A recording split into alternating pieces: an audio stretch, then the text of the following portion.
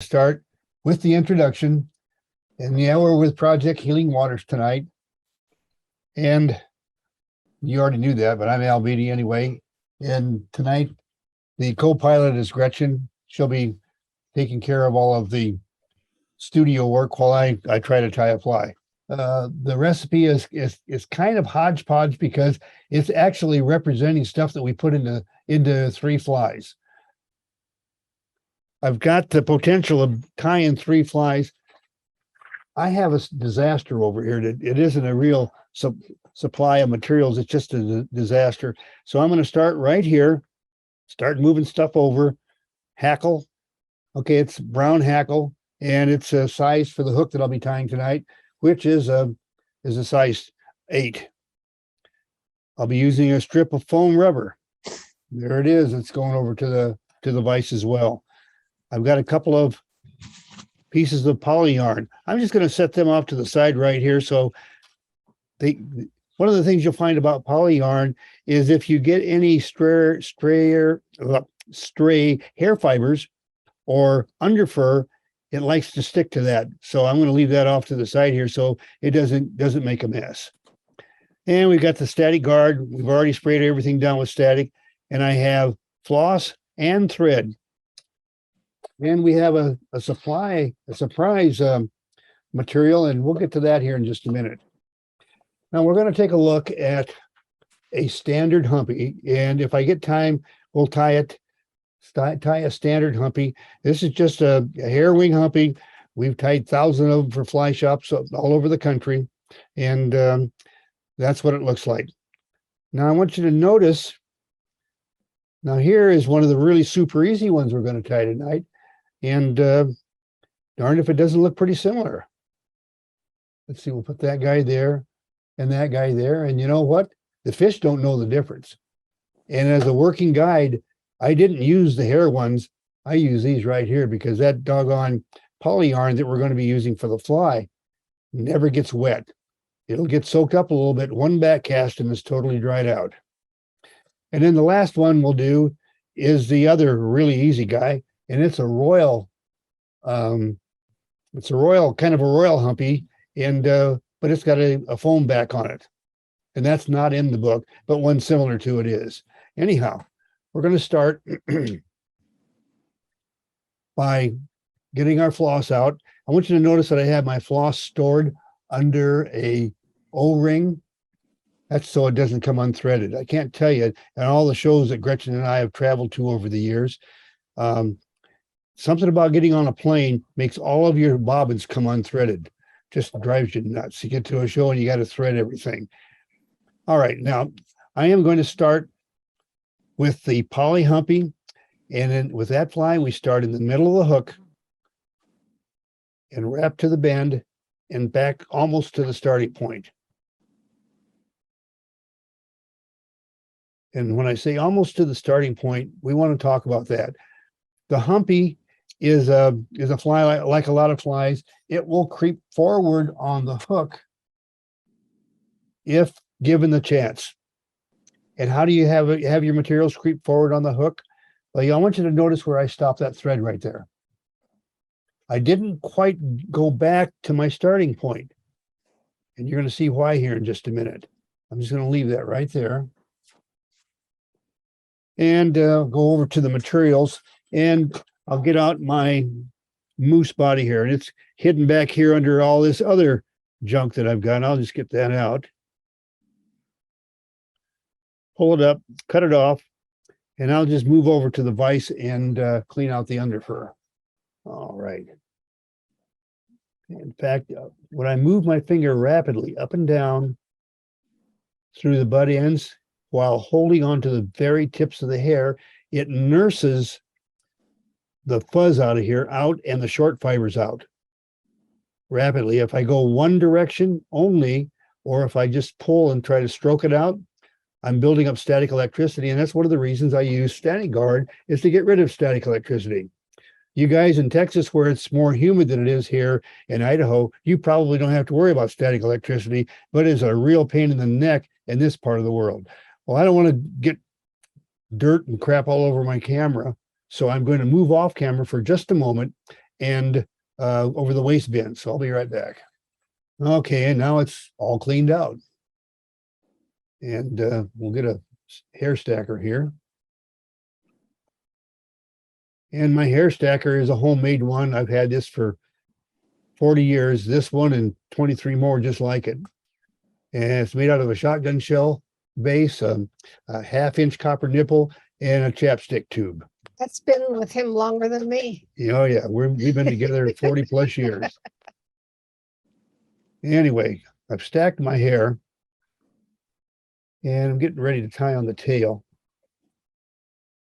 First Let me know when you have those on for sale on your website. They won't be because they're also kind of a pain in the neck to make, and well, I just don't have ready access to the shotgun shell bases anymore. And you really need I find it easier anyway to make them out of the low base shells that you use for trap shooting and stuff like that. Now I'm going to measure the length of the tail so it's equal to the length of the hook shank. Move it right to the back of the hook. And I want you to notice that I'm dropping the hair down on my side of the hook so that I can take a loose loop around the hair. And as I tighten up and bring up the next turn, you see how that rolls right up on top? And I'm going to wrap now back towards the bend, binding this in place. And you remember when we first started, I talked about material creep? Well, I'm going to stop right there for the moment so we can show that. Would you give me a tight shot on that, Gretch? Yeah. I want you to see that leaving that little space there allows me to cut off the waist, and the bulk of the waist doesn't creep forward on the hook, causing a problem. You see, the waist ends right at that point where I wanted it to end. All right, now we're going to go into some use of poly yarn. And I want to show you something about poly yarn that I've combed this out so it's nice and fuzzy. The way it comes off of the skein is, I'll get this out right here, is you get little knots in the stuff. And you really need to work your way through the material. And when you come up to a knot, don't try to go clear behind the knot and pull all the way through. You're going to have to go through it in steps. And there we go. Okay, and that cleans it out pretty good. I'll just set that aside for the moment. We need to talk about another thing. This is a very easy fly to tie, but it's got one thing that's a little bit of a problem. When you're tying with hair will compress and collapse, and you can kind of cinch it into place. Poly yarn only goes down so far and it stops. It doesn't collapse anymore. So what I am going to do is show you a way to stagger your underbody application to make a smooth outer body. We're going to start by, I'm going to actually double this, but for right now, I'm just going to tie in the first part, and I'm just going to cut that even. All right, there we go. Now, if I take and fold this over, because I want a double piece of this, and put it in the same identical spot, I want to show you something. I'm going to go ahead and do that. I have a really big cliff right there. Cut it out. And when I try to wrap down over that, my thread's going to slip. And that's also an area where I want my hackle and wings and everything to be.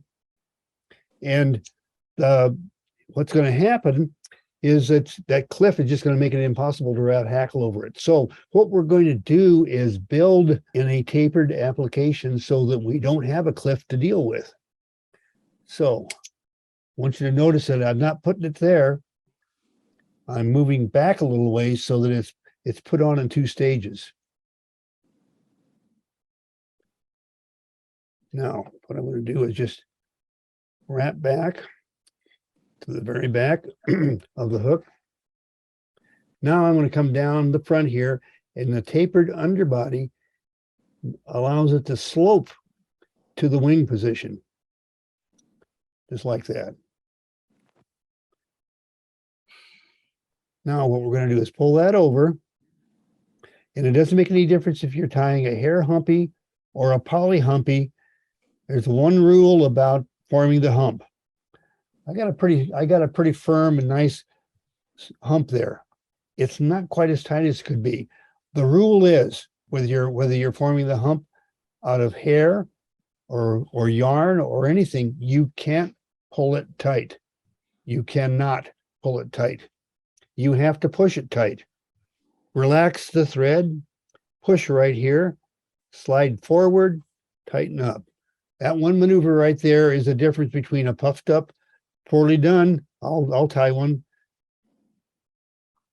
It looks okay. It'll fish okay. It's going to snag in the fish's teeth pretty bad. So what we're going to do is we're going to go back and put it back the way it should have been. I'll just take a couple of turns. I'm pulling it pretty tight right now, but I'm going to relax, press, tighten. And that right there is the difference between a nice tight humpy that looks like this one, and it doesn't make any difference if it's poly yarn or hair. The difference between a good hump on a humpy and a bad one is pushing the material into place, not pulling it. All right.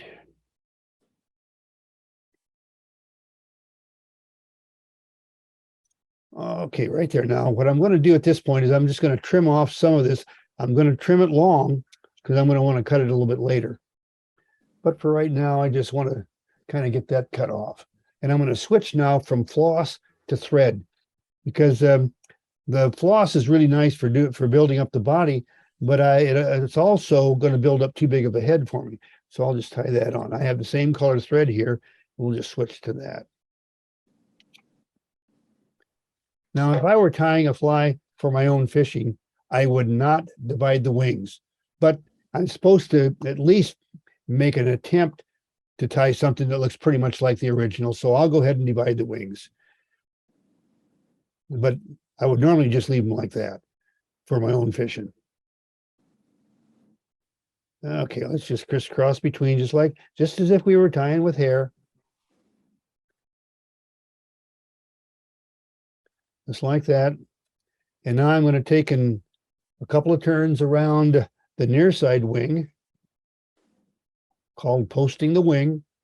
You don't really need to worry about it too much with the poly, but you really need to do it with the hair. And then I'll do the offside wing. Whoops. Now I'm just going to crisscross between them.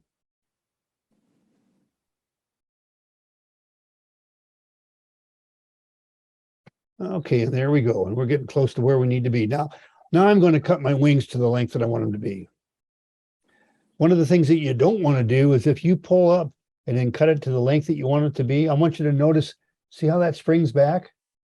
If you cut it so it's the right length there, it's going to be about 3/4 the length it should be because it springs back. It's got a lot of spring to it. So what you do is you just take want the wing to be equal to the length of the hook shank. So here's another hook, and we'll just all right.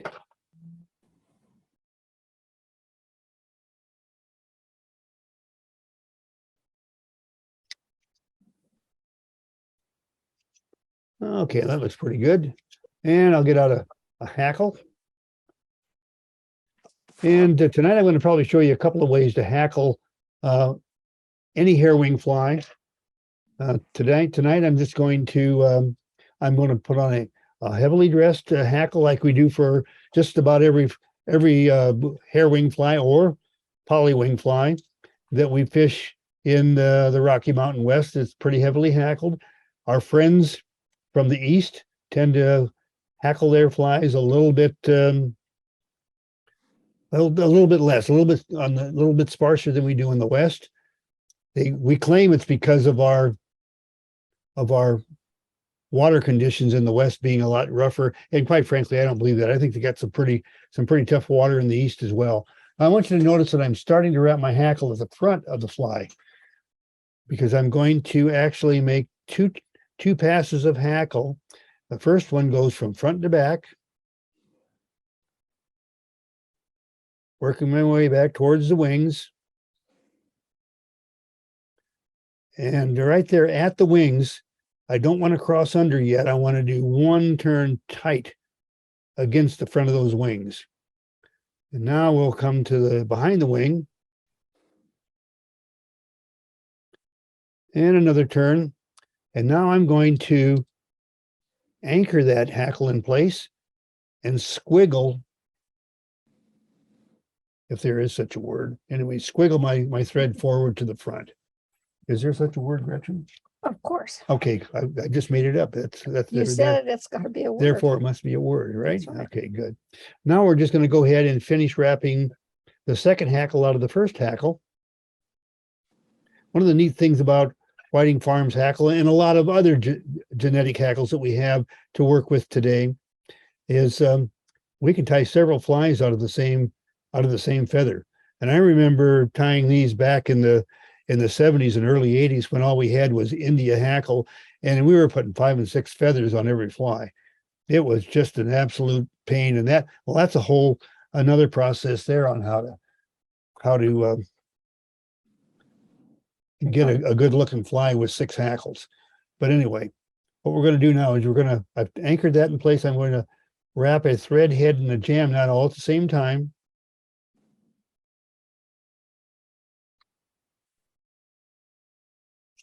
And we'll pull out my whip finish tool. And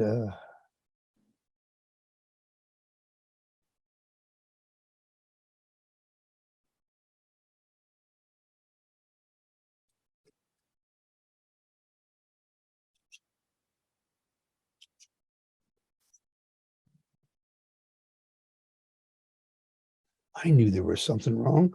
I didn't switch glasses. Let me grab my other glasses. Oh my God, everything looks so much better now. This is amazing. Now I can see what I'm doing. All You know right. how they make these glasses that have little knobs on the sides that are adjustable? Yeah, the good thing, I would highly recommend that you buy a set and see what you think of them. Actually, I had a tip on Fly Tying Friday last week, and if you want to waste $50, go ahead and get them. I got a pair here that I'll send you for I'll send them to you for $30. I mean, it's a $20 off deal, and you'll be getting the short end of the stick on that. Anyway, back to our fly. Let's take a look at it. I want to take a closer view of the front side. Okay, looks good. Turn it so it's sideways. Yeah. What I wanted to show was how there's no space there on the hackle. Oh, let me rotate it this way. Yeah, there you go. And that's because he's tied it front to back and Yeah, back to front.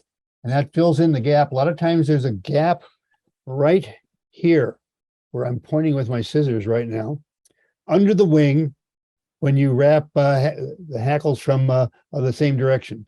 And also, if you'll recall, I told you that I jammed the one tight against the front, in the front as I was wrapping from front to back, and that also fills in that gap. Otherwise, you have a little gap under there. Doesn't make any difference to anybody but the customer that's buying the fly.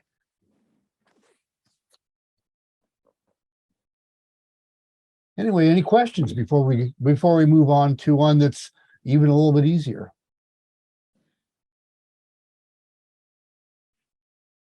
That's a beautiful fly, Al. I'll tell you what, fish is like a son of a gun. That's all I can tell you. Is they do really, It's really almost like great. a loaded mosquito. What size? Al, Tom says he'd still be on the elk here. Oh, yeah. Oh, I've tied Tom Thumbs and Humpies for years, and I never really got the hang of the getting the back to be nice and tight like that. And it's kind of almost embarrassing to see that all you got to do is just give it that push, and that It's keeps the one, everything right up on top, and it doesn't get too, it's the one rule of any folded back hair or material application. Okay, bullet head's the same thing. You can't pull the hair tight on a bullet head, you have to push it. Well, it's so important that most everybody ties bullet heads with a bullet head tool where they kind of push it over. Well, think about what you're doing. You're not pulling the hair tight. All you do is pull the hair up and over and kind of get it lined up, and you use the bullet head tool to push it tight. And well, we don't have a tool that's going to fit on the hook like it would need to for a humpy. So you have to use your fingers to push it tight. on the polywing humpy and with the poly back, do you notice any difference in flotation between hair and the poly when you're fishing them? Absolutely. And it's one of the main reasons that I fished it with clients. Nothing against clients, but most of the time, anybody that's done some guiding knows that a good portion of the people that are taking down the river don't have as much experience as the guy that's running the boat, the guide. And so they will find a lot of different ways to drown the fly, and even one tied out of hair, tied out of the right kind of hair, they eventually get waterlogged. They just sink like a rock. These never sink because the denseness of the fiber will not soak up water. Water will get between the fibers, and that's why one back cast will dry out the fly. But it's a very light material, but it's dense. And that's one of the reasons we had to tie it on the fly the way we did, is because that density doesn't compress. It's not hollow like hair is. But that's also the good thing about it, but you need to know how to manipulate it. Now, is it just a couple of false casts that dries that fly out, or have you ever used like the dry desiccant, like frog's fanny and some of the dry? All of the above. And if I'm selling frog's fanny for the fly shop that I'm working for, then we use frog's fanny. But if we're just going down the river with Al to catch some fish, the back cast will do it just fine. I mean, you understand how business works here, guys. Come on. Right. Yeah. Do you always do the tails with moose? In the older books, it seemed like I think it was a royal humpy actually called for moose. Most of the rest of them called for deer or elk for the tail. And, that's a good question. And on my own flies, I do because it's a really great material, easy to do. And I got lots of it. I've got a couple of moose hides here, and I'm not going to run out. Getting good hair for hair wings is on a deer or an elk is basically a strip about a foot wide down the backbone, over the shoulders, over the rump. That's not the full hide. On the flip side, just about all of a moose hide, the density of the hair allows it to be pretty good tail material. There's a little bit up in the main area that's not real good, but it makes good mosquitoes or bodies of the long, hollow hair that's up in the mane of the moose. But when we tie for a shop, we tie with the elk or. When we tie for a shop, it's every shop has their own thing. I as an example, when we tied for Dave Corcoran at the River's Edge in Bozeman, he wanted elk on all of it. So we did. We put elk tail, elk on everything. And more than one piece of elk. Yeah, with his, we had to tie it with 3 pieces of hair. And other ones, we tie it with a tail, and you just tie on another bundle, pull it forward, push it tight, stand up the wings, and you're done. That's why we wrote the Humpy book. By the way, it's free at btsflyfishing.com. Go there, download it. I think it's a dozen chapters, a dozen ways to tie a humpy. And we're going to see another one that's not in the book in a few minutes here, unless there's questions that we need to answer. You can also get hard copy for $19.99, is it? Hey, look, good for you, Mike. Good. Well, I'm not trying to sell your stuff, but if you don't like reading it off a computer and you like actually thumbing through a book, the book is available too.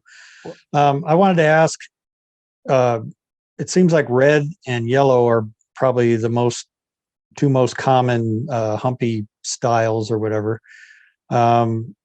do you ever do like a Humpy, Adams Humpy, or do you ever do many different colors of Humpy, or just pretty much red and yellow? All the time. The red and the yellow is what's the fly shop want the most. Yellow for me is a more favorite, no, is a favorite color over the red. I like gray, the Adams version, but I'm gonna tell you here in Idaho, if you're fishing any of the streams in central Idaho, any of the forks of the salmon, and there must be about 10, 12 forks of the Salmon River up there. If you're not fishing chartreuse, you're not fishing. And that's so the humpies that we fish in the Salmon River drainages are almost always, we start out with chartreuse and then we go wherever we have to based on light conditions and all that kind of stuff. And Speaking the of, LaFontaine theory of attraction. And LaFontaine theory of attraction is very important. And yes, we follow it pretty religiously, pretty religiously.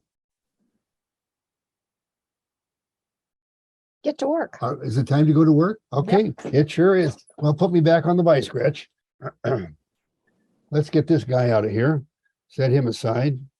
By the way, the camera work was fantastic on that last fly. All the different angles and everything. I really like the new studio. I know Good. that Gretchen was, hey, Gretchen's got it going, I'll tell you.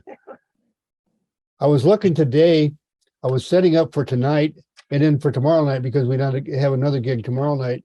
And I was saying, ah, dang, I was looking at a place where I could add a fifth camera, but it didn't work out too good. What? So, oh, that's okay, Kat. I already owned the camera. I didn't have to Oh. buy another camera. Let's see, what am I going to start with? Okay, this one, even though it's got a chartreuse body, by the way, that's a Central Idaho fly. This one, we're going to have to deal with material creep just a little bit different. And we're going to start by coming almost up to this point right here. And that's where we're going to start our tail material. You'll see why here in a moment.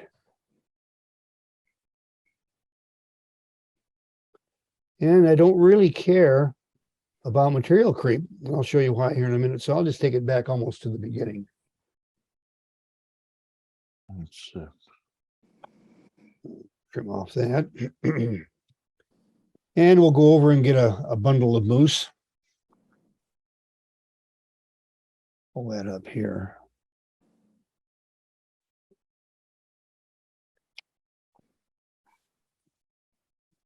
And we'll get back to why don't you go to the offside camera, Gretch? 3. Yeah, we can see the little bit where we run this up and down like that. And you can start to see those fibers start to work their way out. Now, I'm not going to go any further because what happens is they just keep working their way out and they stick it out about this far out in front. And I don't want them going all over the camera. So I'll pop off camera for just a moment and clean them out over the bin. Now I'll get this handy dandy, wonderful 40-year-old hair stacker out. I had a guy who was last year, or year before, I can't remember which, offered me I think it was $100 for my hair stacker. And I said, well, I no, know where there's some more. I could auction them off. I doubt it. If anybody has any sense at all, they'll get one of these. In fact, I haven't even got any here. Gretchen's the one that's got the hair stacker. Why don't you grab it there, Gretchen? I'll show them. These are the ones we sell. They're made out of brass. They're nice, heavy duty things that do a good job. And anyway, I'll get back to tying flies. I get to yakking away here and forget what we're doing. I could make a little extra money. Yeah, you sure could. All right, now I'm going to tie my tail material in. 24 times 100. And remember, the length of the tail is equal to the length of the hook shank. Set in place, drop down on the side of the hook, come up and over, and it just rolls it in place. A little hint about that moose when you're teaching somebody to work with hair, a moose tail is really easy tying too. It's a good one to start people out with. All right, now I'm going to work my way back and then I'm just going to stop here so it's out of the way. Because what I want to do now is cut a severe slope on this. So I pull it forward so that I can really taper this towards the hook eye. Seems counterintuitive after we talked about all material creep, but you'll see what we got going here in just a moment. I'm building that underbody. The importance of the underbody on any fly. A good looking fly starts with a good underbody. It ain't the other way around. The good looking fly just happens. I see so many people cut off a tail at the back and then they cover it up with dubbing and it looks good, but when it gets wet, you have a big knob there, and that's not so good. Let's get back here to about right there. Now what I've done here is I have a piece of 2mm foam. But by the way, that's about the halfway of the shank. That's where your thread is. Yeah, it's hanging there. Okay. You'll see why here in just a moment. And I've cut this strip so that it's equal in width to a hook one size smaller than the one I'm tying. You can pick out your own dimensions that you want to do, but I find that works pretty good. Now I can leave this blunt like that, but it's a little easier if I'll just nick off the sides a bit, kind of sharpen it up just a bit. Not a lot, just so that there's not quite so much bulk when I tie in there. Because I want to tie in like that. And turn it over so you can see what I'm doing there. And now I'm just going to start wrapping my body going towards the back.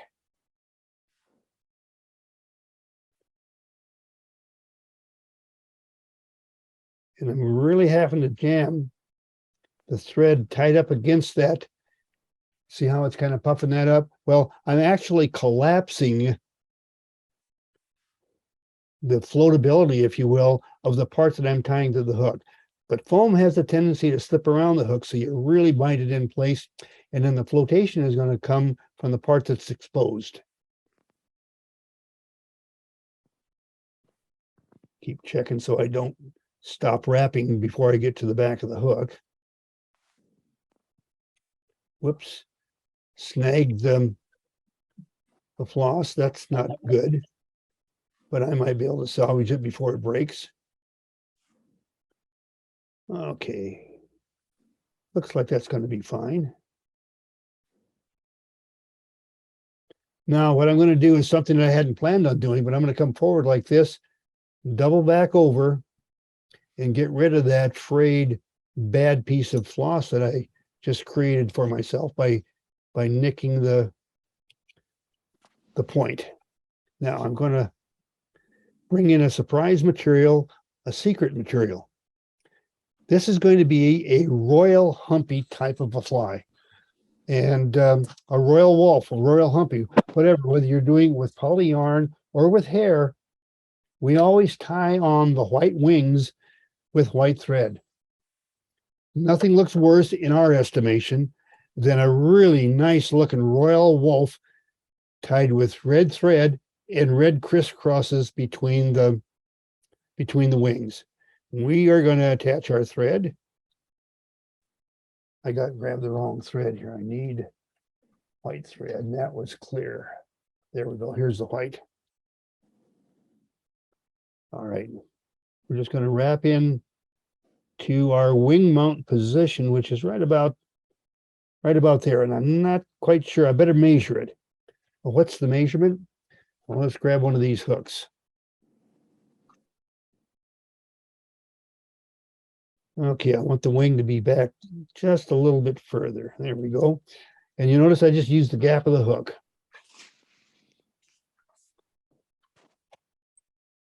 Now, let me reach over and grab my poly yarn. I just got a chunk that I pulled off the skein, and I've already combed it out. And what I really don't need is all of this. Is way too much.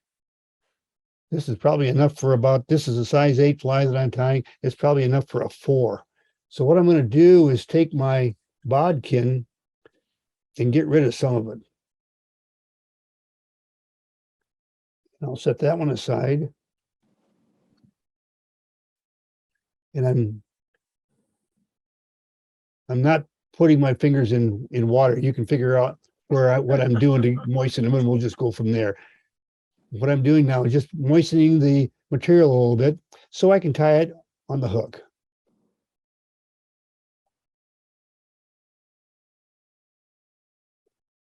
And I'll go the other direction. Oop.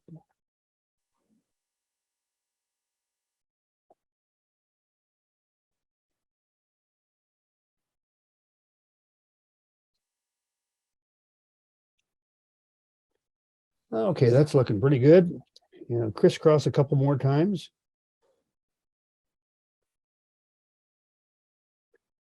Now I'm going to crisscross over, pulling those wings up into position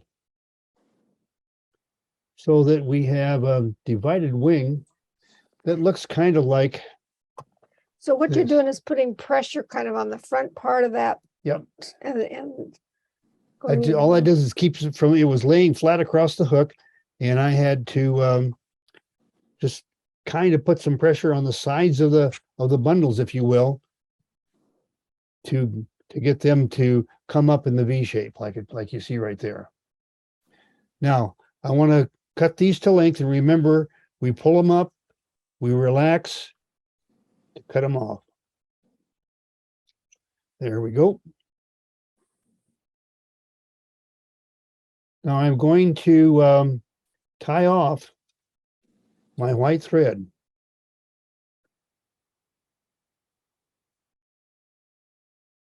We'll just come back over that here in a minute.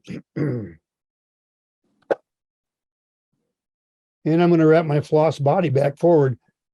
Notice that I left my floss here at the back of the fly, so it was out of the way. I didn't have to cut it off the hook. I just put it back out of my way, and I'll just wrap forward almost to the tie end point, but not quite.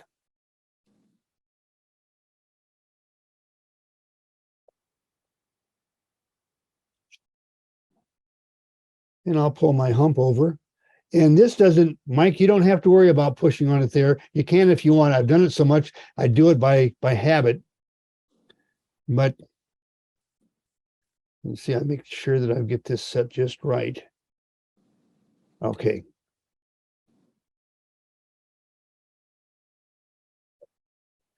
Now here's what I used to do, and I'm going to show you that's why this one is so darn simple to tie. Let me get up here and trim this out of here. You see that? I just cut that off. Now I'm going to come in here and nick the edge here. And nick the edge here. Just kind of. And I used to go in there and wrap over this. Let me move this around so you can see it better. I would wrap over that and try to crush it down. Well, what that does is puts a big, bulky underbody on the hackle that's behind the wing, and it doesn't have the same in front. It kind of throws the fly out of whack. Well, we're going to just tie our feather on right in front of this foam stuff. Let me just see if I can just push that back a little bit with my thumbnail. And what we actually have, as you can see, I still got space back there. I just have to wrap the hackle tight up against that. Well, I used to think you couldn't do that. Well, when we were writing the Humpy book, I messed up one day. I wasn't watching what I was doing, and I did that when I was with some pictures, and I said, "Boy, that looks really good." And I've been doing it ever since. Now, what I'm going to do here is here's a leftover hackle from the last fly that we tied. I'll just tie it on. I want you to notice something. When you look down between those wings, you don't see any crisscrosses of red. And it doesn't make any difference we tie with calf tail, poly yarn, whatever the heck. We always tie it on with white, so it seems to magically appear out of a sea of red. Anyway, I've tied one on. I think I want another hackle, so I'll just get it out here and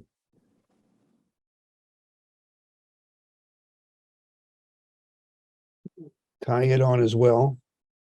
Now I'm going to wrap 2 hackles, and I still have to fill in that spot on the offside of the wing.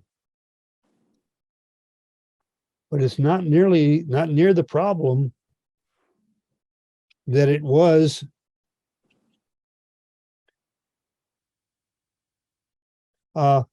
with the poly. And I want you to notice also that my hackle platform, the part even, it's going to be slightly in front of the hump from the foam, but notice that we have a nice taper from back here all the way forward. We don't have a big wide spot right back here behind those wings. And that's kind of important.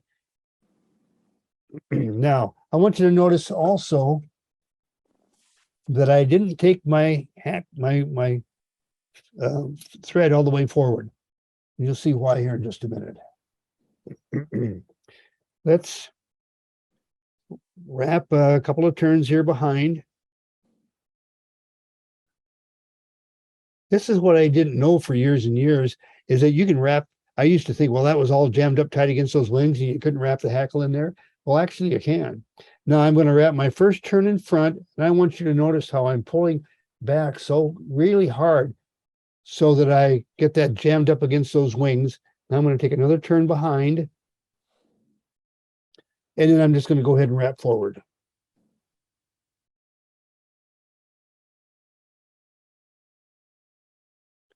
And we get up to almost to the eye, but not. We never tie off, when we do a 2 hackle application, you never tie them both off on top of each other. Now I'll notice that, we'll get back here again. Notice that I've tied it off. I still have some space left in front, and I'm going to move my thread in front. And in fact, I want you to notice I have not changed from floss to thread. Whoops, sorry. Didn't mean to knock that camera around. And I've done that on purpose because it is possible to do a really good job on your hackle. If you stagger the tie off, you won't end up with a big head. So I'm cutting this one off. Let me get over here so you can maybe see it a little bit better. I'm cutting that off, and it's back away from the eye a little bit. I also want you to notice I'm not cutting it real close to the hook. Why? I'm going to have a couple of turns of hackle in front of it. So that stub up there isn't going to do anything but make the fly more durable. Now I'll come along with my next hackle, 2 turns, and I don't have to worry about jamming it tight up against the front of the wing because I've already done that. And I can just come forward all the way to the front, in front of that last hackle.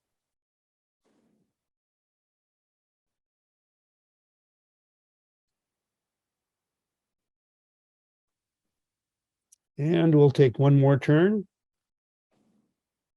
Less turns now to do.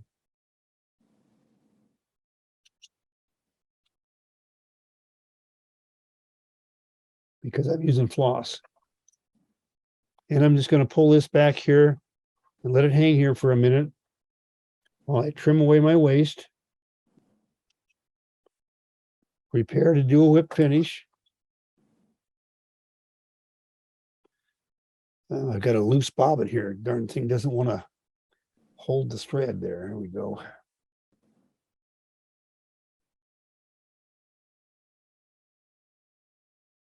Right. Get the whip finish tool.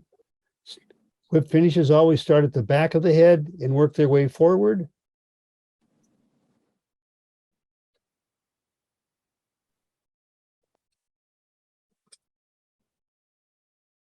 Now, if I was tying these for a shop or anywhere else other than teaching you all, I would have switched to thread and finish with thread. But even at that rate, tying off with a floss head, it's not a bad head. And it's all done with floss, and that is a good place where I could have had a major failure. But let's take a look at the fly. Take a look at our divided wings. See how that hackle is? And notice how that trimmed off piece of foam doesn't cause the hackle not to lay in there at all. In fact, it kind of holds it in place pretty nice, doesn't it? And anyway, And that's that.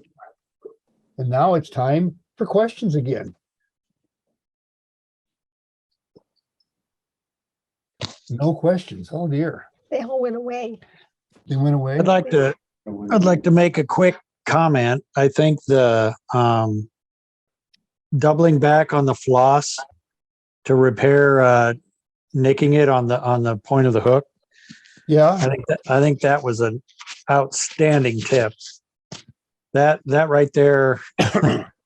I've worth tried the to price graph of over it admission. so many times, and you got fuzz everywhere. And I think that's an outstanding tip. I really like that. Well, Yeah, well, good. It's just one of those things that you stumble on, and we've been doing it for years. Didn't even realize it was a tip. I just, I messed up, so I fixed it. You dazzled our vets here, Al, with that one. I'm sorry. I'm sorry. You What? dazzled the vets here with that one. They thought that was the neatest thing to slice bread. Ah, good. That's a beautiful fly, and with that foam, and as heavily hackled as that is, you do a heavy hackle better than anyone I've ever seen. That's amazing. You haven't seen Gretchen. She's better than me. I kind of sweat bullets every time I have to sit down and do this because I can't tell you the number of thousands and thousands of flies that we tied, and we'd go sometimes several winters when we were doing our commercial orders, and I tied the bodies and the wings on hand, and to Gretchen she'd put on the hackle, and we'd go through the whole doggone year and never tie a complete fly. But just unless we were just throwing something together to put into our own fly boxes. And I sweat bullets when I have to do a humpy because Yeah. I haven't done that many of them. Yeah, and I did all the humpies. I would tie the humpy and the hair ones because that's what all the fly shops wanted, and then hand it to her. She'd divide the wings and put on the hackle. But anyway, that's I have a quick question, and be careful how you answer this. okay. Who ties the best wolf style fly? I agree. Because I may ask you to do that sometime in the future. You want him to do it. He's really good at wolves. What we ought to do is put together a program, and we'll do something like a grizzly wolf or a gray body wolf of some type, and then we'll turn right around and tie the same fly as a compara done with the same body and everything. Slightly different way that you handle stuff, but yeah, be a really good presentation and the kind of thing that we can crank out in an hour pretty easy. Right. And he does a better compare done too. Well, a compare done, and quite frankly, a compare done on a wolf is the same fly. You don't divide the wings on the compare done. But I do like to tie royal wolves. I tie a lot. She does a beautiful royal I wolf. like a royal wolf. Yeah. That's Yeah, why I asked you both, because I've seen her do the royal wolf you've has some YouTube videos of you doing it. Yeah. I just, when I'm frustrated or, I don't know, want to do something to kind of get my mind slowed down, I just sit and tie a royal wolf. Yep, we're sick people. We're going to have announcement tomorrow on Fly Tying Friday. David Buckner is the presenter, and then we're going to have a tip on wing cases for nymphs, and then we'll make an announcement because next week is just before Halloween, and we're not going to have a weekly tip. We're going to show Halloween flies. So anybody that wants to tie a wild looking fly, they can sure do it. It's when I received that suggestion, I thought it was a great idea because there's a fly that we fish here in Idaho, probably all over the country. It's called the Halloween, and all it is the woolly bugger with a black with a body that has orange in the middle. It's tied the same as a royal wolf, black. Orange, black is the way the body is, just like a royal wolf. It's peacock, red peacock.